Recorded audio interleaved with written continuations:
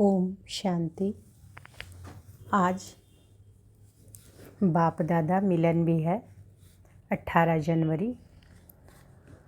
तो आज का व्यक्त महावाक्य है 2/2/1969। अव्यक्त मिलन के अनुभव की विधि ध्यान से सुने। अव्यक्त मिलन के अनुभव की विधि।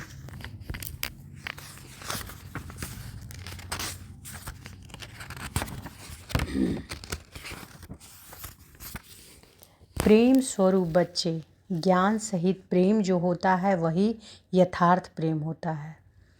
प्रेम स्वरूप बच्चे, ज्ञान सहित प्रेम जो होता है वही यथार्थ प्रेम होता है। आप सभी का प्रेम रस बाप दादा को भी खींच लाता है। सभी बच्चों के दिल के अंदर एक आशा दिखाई दे रही है। वह कौन सी? कई बच्चों ने संदेश भेजा कि आप हमें भी अपने अव्यक्त वतन का अनुभव कराओ। यह सभी बच्चों की आशाएं अब पूर्ण होने का समय पहुंच ही गया है। आप कहेंगे कि सभी संदेशी बन जाएंगे, लेकिन नहीं। अव्यक्त वतन का अनुभव भी बच्चे करेंगे, लेकिन दिव्य बुद्धि के आधार पर जो अब अलौकिक अनुभव कर सकते हो वह दिव्य दृष्टि द्वारा करने से भी बहुत लाभदायक, अलौकिक और अनोखा है। इसलिए जो भी बच्चे चाहते हैं कि अव्यक्त बाप से मुलाकात करें वे कर सकते हैं। कैसे कर सकते हैं? इसका तरीका सिर्फ यही है। क्या तरीका है? ध्यान से सुने। इसका तरीका सिर्फ यही है कि अमृत बेले याद में बैठो और यही संकल्प रखो कि अब हम अव्यक्त बाप दादा से मुलाकात करें। जैसे साकार में मिलने का समय मालूम होता था तो नींद नहीं आती थी और समय से पहले ही बुद्धि द्वारा इसी अनुभव में रहते थे, वैसे अब भी अव्यक्त मिलन का अनुभव प्राप्त करना चाहते हो तो उसका बहुत सहज तरीका है। अव्यक्त स्थिति में स्थित होकर रूह रिहान करो तो अनुभव करेंगे कि सचमुच बाप के साथ बातचीत कर रहे हैं। और इसी रूह रिहान में जैसे संदेशियों को कई दृश्य दिखाते हैं वैसे ही बहुत गुह्य गोपनीय रहस्य बुद्धि योग से अनुभव करेंगे। लेकिन एक बात यह अनुभव करने के लिए आवश्यक है। वह कौन सी है मालूम है? अमृत बेले भी अव्यक्त स्थिति में वही स्थित हो सकेंगे जो सारा दिन अव्यक्त स्थिति में और अंतर्मुखी स्थिति में स्थित होंगे। वही अमृत बेले का अनुभव कर सकेंगे। इसलिए अगर स्नेह और मिलन की आशा है तो तरीका बहुत सहज है। करने वाले कर सकते हैं और मुलाकात का अनोखा अनुभव प्राप्त कर सकते हैं। वतन में बैठे बैठे कई बच्चों के दिलों की आवाज़ पहुंचती रहती है। आप सोचते होंगे कि शिव बाबा बहुत कठोर है, लेकिन जो होता है उसमें रहस्य और कल्याण है। इसलिए जो आवाज़ पहुंचती है वह सुन करके हर्षाता रहता है। क्या बाप दादा निर्मोही है? आप सभी बच्चों निर्मोही हो, निर्मोही बने हो तो बाप दादा निर्मोही और बच्चों में शुद्ध मोह तो मिलन कैसे होगा? बाप दादा में शुद्ध मोह है। साकार बाबा का बच्चों से शुद्ध प्यार था, शिव बाबा का नहीं है, बाप दादा का है। बाबा कहते हैं कि शिव बाबा का नहीं है, बाप दादा का है। जैसे हमारा वैसा नहीं। शुद्ध मोह बच्चों से भी जाती है, लेकिन बाप दादा और बच्चों में एक अंतर है। वह शुद्ध मोह में आते हुए भी निर्मोही है और बच्चे शुद्ध मोह में आते हैं तो कुछ स्वरूप बन जाते हैं। या तो प्यारे बनते या तो न्यारे बनते, लेकिन बाप दादा न्यारे और प्यारे साथ साथ बनते हैं। यह अंतर जो रहा हुआ है, इनको जब मिटाएंगे तो क्या बनेंगे? अंतर्मुख, अव्यक्त, अलौकिक। इनको जब मिटाएंगे, यह जो अंतर रहा हुआ है इनको जब मिटाएंगे तो क्या बनेंगे? अंतर्मुख, अव्यक्त, अलौकिक। अभी कुछ कुछ लौकिकपना भी मिल जाता है, लेकिन जब यह अंतर खत्म कर देंगे तो बिल्कुल अलौकिक और अंतर्मुखी अव्यक्त फरिश्ते नजर आएंगे। इस साकार वतन में रहते हुए भी फरिश्ते बन सकते हो। आप फिर कहेंगे आप वतन में जाकर फरिश्ता क्यों बने, यहाँ ही बनते। लेकिन नहीं, जो बच्चों का काम वह बच्चों को साझे, जो बाप का कार्य वह बाप ही करते हैं। बच्चों को अब पढ़ाई का शो दिखाना है। बच्चों को अब पढ़ाई का शो दिखाना है। टीचर को पढ़ाई का शो नहीं दिखाना है। टीचर को पढ़ाई पढ़ानी होती है, स्टूडेंट को पढ़ाई का शो दिखाना होता है। शो केस में शक्तियों को, पांडवों को आना है। बाप दादा तो है ही गुप्त।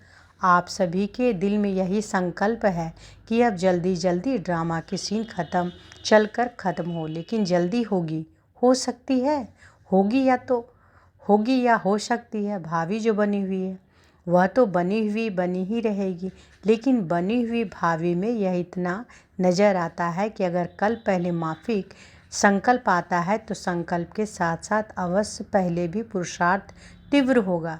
तब तो यह भी संकल्प आता है कि ड्रामा का सीन जल्दी पूरा कर सभी अव्यक्त वतनवासी बन जाएं। बनना तो है, लेकिन आप बच्चों में इतनी शक्ति है जो अव्यक्त वतन को भी व्यक्त में खींचकर ला सकते हो। अव्यक्त वतन का नक्शा व्यक्त वतन में बना सकते हो।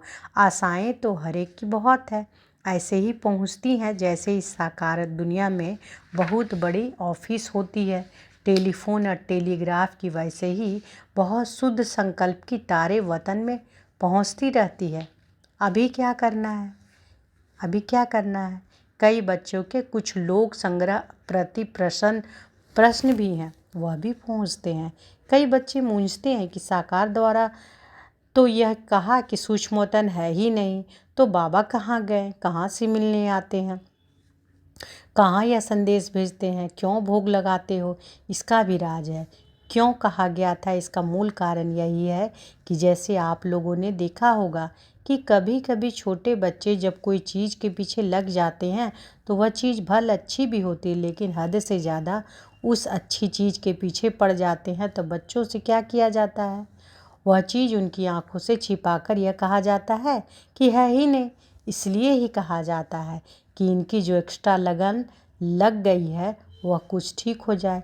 इस रीति से वर्तमान समय कई बच्चे इन्हीं बातों में कुछ चटक गए थे, तो उनको छुड़ाने के लिए साकार में कहते थे कि यह सूक्ष्मवतन है ही नहीं। तो यह भी बच्चों की इस बात से बुद्धि हटाने के लिए कहा गया था, लेकिन इसका भाव यह नहीं कि अगर बच्चों से चीज़ छिपाई जाती है तो वह चीज़ खत्म हो जाती है।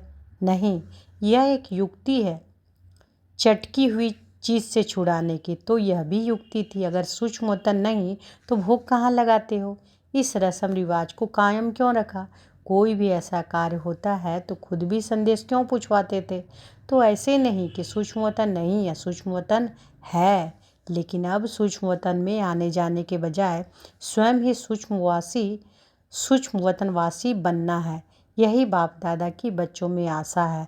आना जाना ज़्यादा नहीं होना चाहिए, यह यथार्थ है। कमाई किस में है, तो बाप बच्चों की कमाई को देखते हैं और कमाई के लायक बनाते हैं, इसलिए वह सभी रहस्य बोलते रहें।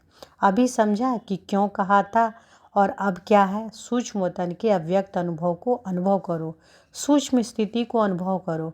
आने जाने की आशा अल्पकाल की है, अल्पकाल के बजाय सदा अपने को सूक्ष्मवतनवासी क्यों नहीं बनाते। और सूक्ष्मवतनवासी बनने से भी बहुत वंडरफुल अनुभव करेंगे। खुद आप लोग वर्णन करेंगे कि यह अनुभव और संदेशियों के अनुभव में कितना फ़र्क है। यह कमाई नहीं, यह कमाई भी है और अनुभव भी है। तो एक ही समय दो प्राप्तियां हो, वह अच्छा या एक ही चाहते हो। कई बच्चों के मन में यह भी प्रश्न है कि नामालूम जो बाप दादा कहते थे कि सभी को साथ में ले जाएंगे, वह तो चले गए, लेकिन वह चले गए हैं मुक्ति धाम में जा नहीं सकते, सिवाय बारात व बच्चों के। बारात के बिगैर अकेले जा सकते हैं, बारात तैयार है। यही सुना है कि अब तक की बारात साथ ही जाएंगे। जब बारात ही सज रही है तो अकेले कैसे जाएंगे। अभी तो सूक्ष्म वतन में ही अव्यक्त रूप में स्थापना का कार्य चलता रहेगा। जब तक स्थापना का कार्य समाप्त नहीं हुआ तब तक बिना कार्य सफल किए हुए घर नहीं लौटेंगे। साथ ही चलेंगे और फिर चलने के बाद क्या करेंगे मालूम है क्या करेंगे। साथ चलेंगे और साथ रहेंगे, फिर साथ साथ ही सृष्टि पर आएंगे। आप बच्चों का जो गीत है कभी भी हाथ और साथ ना छूटे, तो बच्चों का भी वायदा है, आप बाप का भी वायदा है। आप बच्चों का जो गीत है कभी भी हाथ और साथ ना छूटे, बच्चों का भी वायदा है तो बाप का भी वायदा है। बाप अपने वायदे से बदल नहीं सकते। और भी कई प्रश्न है, यूँ तो समय प्रति समय अब स्पष्ट होता ही जाएगा। कईयों के मन में यह भी है ना कि नामालूम जन्म होगा या क्या होगा, जन्म होगा जैसे आपकी मम्मा का जन्म हुआ वैसे होगा। आप बच्चों का विवेक क्या कहता है। ड्रामा की भावी को देख सकते हो थोड़ा थोड़ा देख सकते हो। जब आप लोग सबको कहते हो कि हम त्रिकालदर्शी बाप के बच्चे हैं, तो आने वाले काल को नहीं जानते हो। आपके मन के विवेक अनुसार क्या होना चाहिए? अव्यक्त स्थिति में स्थित होकर हाँ व ना कहो तो जवाब निकल जाएगा। तो बाबा क्या बोल रहे हैं कि जब आप लोग सबको कहते हो कि हम त्रिकालदर्शी बाप के बच्चे हैं, तो आने वाले काल को नहीं जानते हो। आपके मन के विवेक अनुसार क्या होना चाहिए? अव्यक्त स्थिति में स्थित होकर हाँ व ना कहो तो जवाब निकल आएगा। इस रीति से बाप दादा ने 2-4 से पूछा। बहुत करके सभी का यही विचार था कि नहीं होगा। आज ही उत्तर चाहते हो या बाद में? हलचल तो नहीं मच रही है। यह भी एक खेल रचा जाता है। छोटे छोटे बच्चे तालाब में पत्थर मारकर उनकी लहरों से खेलते हैं, तो यह भी एक खेल है। बाप तुम सभी के विचार सागर के प्रश्नों के पत्थर फेंक कर तुम्हारे बुद्धि रूपी सागर में लहर उत्पन्न कर रहे हैं। बाप तुम सभी के विचार सागर के प्रश्नों के पत्थर फेंक कर तुम्हारी बुद्धि रूपी सागर में लहर उत्पन्न कर रहे हैं। उन्हीं लहरों का खेल बाप दादा देख रहे हैं। अभी आप सबके साथ ही अव्यक्त रूप से स्थापना के कार्य में लगे रहेंगे। जब तक स्थापना का पाठ है तब तक अव्यक्त रूप से आप सभी के साथ ही हैं। समझ गए? वतन में मम्मा को भी इमर्ज किया था। पता है क्या बात चली? जैसे साकार रूप में साकार वतन में मम्मा बोलती थी कि बाबा आप बैठ रहिए, हम सभी काम कर लेंगे। इसी ही रीति से वतन में भी यही कहा कि हम सभी कार्य स्थापना के जो करने हैं वह करेंगे। आप बच्चों के साथ ही बच्चों के बहलाते रहिए। ऐसे ही साकार में कहती थी। यही वतन में रूह रिहान चली। आप सभी के मन में तो होगा ही कि हमारी मम्मा कहाँ गई। अभी यह राज इस समय स्पष्ट करने का नहीं है। कुछ समय के बाद सुनाएंगे कि वह कहाँ और क्या कर रही है। स्थापना के कार्य में भी मददगार है, लेकिन भिन्न नाम रूप से। अच्छा, अब तो टाइम हो गया है। आज वतन से दूर से ही सवेरे से खुशबू आ रही है। देख रहे थे कैसे स्नेह की चीज़ें बना रहे हैं दादी जी से। आपने देखा भंडारे में चक्र लगाया, चीज़ों की खुशबू नहीं स्नेह की खुशबू आ रही थी। यह स्नेह ही अविनाशी बनाता है। अविनाशी स्नेह है ना। याद हर एक की पहुंचती है। उसका रिस्पॉन्ड लेने के लिए अवस्था चाहिए, रिस्पॉन्ड फ़ौरन मिलता है। जैसे साकार में बच्चे बाबा कहते थे तो बच्चों को रिस्पॉन्ड मिलता था। जैसे साकार में बच्चे बाबा कहते थे तो बच्चों को रिस्पॉन्ड मिलता था। तो रिस्पॉन्ड अब भी फ़ौरन मिलता है, लेकिन बीच में व्यक्त भाव को छोड़ना पड़ेगा, तभी उस रिस्पॉन्ड को सुन सकेंगे। अब तो और ही ज़्यादा चारों ओर सर्विस करने का अनुभव कर रहे हैं। अब अव्यक्त होने के कारण एक और क्वालिटी बढ़ गई है। कौन सी मालूम है?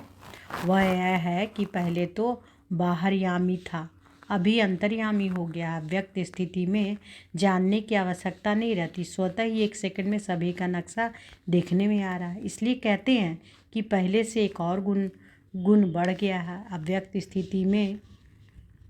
स्थिति में तो खुशबू से ही पेट भर जाता है। आप लोगों को मालूम है, एक मुख्य शिक्षा बच्चों के प्रति दे रहे हैं। अब सर्विस तो करनी ही है। यह तो सभी बच्चों की बुद्धि में लक्ष्य है और लक्ष्य को पूर्ण भी करेंगे। लेकिन इस लक्ष्य को पूर्ण करने के लिए बीच में एक मुख्य विघ्न आएगा। वह कौन सा है पता है? मुख्य विघ्न सर्विस में बाधा डालने के लिए कौन सा आएगा?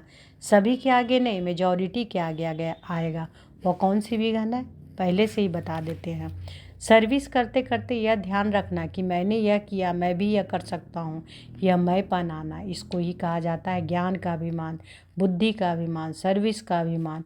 इन रूपों से आगे चलकर विघ्न आएंगे, लेकिन पहले से ही इस मुख्य विघ्न को आने नहीं देना।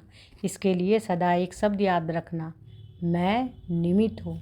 निमित्त बनने से ही निराकारी, निरंकारी और नम्रचित निसंकल्प अवस्था में रह सकते हो। मैं निमित्त हूँ, निमित्त बनने से ही निराकारी, निरंकारी और नम्रचित निसंकल्प अवस्था में रह सकते हो। अगर मैंने किया, मैं आया, तो मालूम है क्या होगा? जैसे निमित्त बनने से निराकारी, निरंकारी, निसंकल्प स्थिति होती है, वैसे ही मैं आने से मगरूरी, मुरझाइश, मायूसी आ जाएगी। उसकी फिर रिजल्ट क्या होगी? आखिरी अंत में उसकी रिजल्ट यही होती है कि चलते चलते जीते हुए भी मर जाते हैं। इसलिए इस मुख्य शिक्षा को हमेशा साथ रखना कि मैं निमित्त हूँ। निमित्त बनने से कोई भी अहंकार उत्पन्न नहीं होगा, नहीं तो अगर मैंपन आ गया तो मतभेद के चक्र में आ जाएंगे। इसलिए इन अनेक व्यर्थ के चक्रों से बचने के लिए स्वदर्शन चक्र को याद रखना, क्योंकि जैसे जैसे महारथी बनेंगे वैसे ही माया भी महारथी रूप में आएगी। साकार रूप में अंत तक कर्म करके दिखाया। क्या कर्म करके दिखाया? याद है क्या शिक्षा दी? यही कि निरहंकारी और निर्मांचित होकर एक दो में प्रेम प्यार से चलना है। एक माताओं का संगठन बनाना। जैसे कुमारियों का ट्रेनिंग क्लास किया वैसे ही माताएं जो मददगार बन सकती और हैं उन्हों का मधुवन में संगठन रखना। कुमारियों के साथ माताओं का संगठन हो। संगठन के समय फिर आना होगा। स्नेह को देखते हैं तो ड्रामा याद आ जाता है। ड्रामा जब बीच में होता है तो साइलेंस हो जाते हैं। स्नेह में आए तो क्या हाल हो जाएगा?